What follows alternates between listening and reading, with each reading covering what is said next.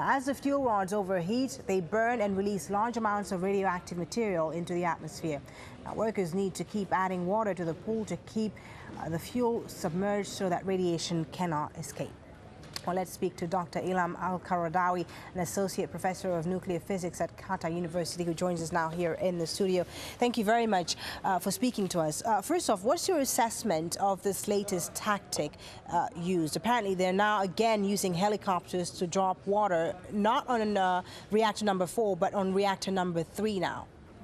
Well, there is very complicated situation there. We have the reactors themselves, which need to be cooled, and underneath the reactors there's the ponds where they store the spent fuel, i.e. the used fuel, and those also need to be cooled. And there is problems from both.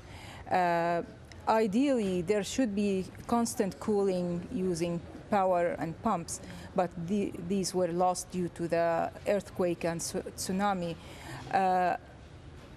Japan were using a temporary solution, which is adding water until they can fix those. The hope now is that they are really working on a more permanent solution, because otherwise they will not be able to keep adding water. What would a more permanent solution entail? Is to get back the cooling system working. Okay, and that's what they're trying to do right now. That's what we hope they are trying to do now, because this is what's needed.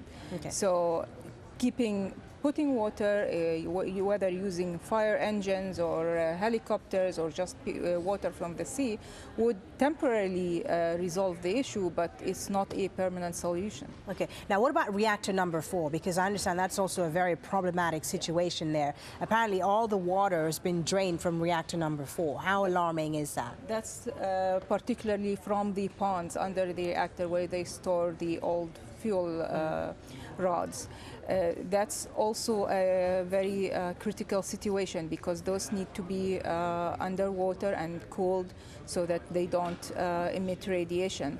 And the latest I've read is that there is some water, but there isn't enough water, and they are also trying to pump water into there to keep them cool. Now, radiation has been leaking since Friday. What type of radiation is it? Because I understand that there's different types of radiation, and how harmful is this one to the general public?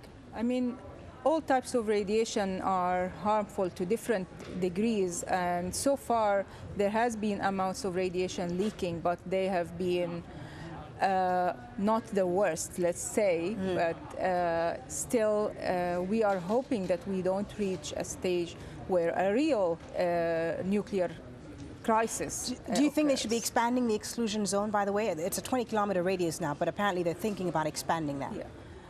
Well, it depends on how the situation develops, because we're not sure. Is the radiation increasing, or is it still they are trying to keep it as it is?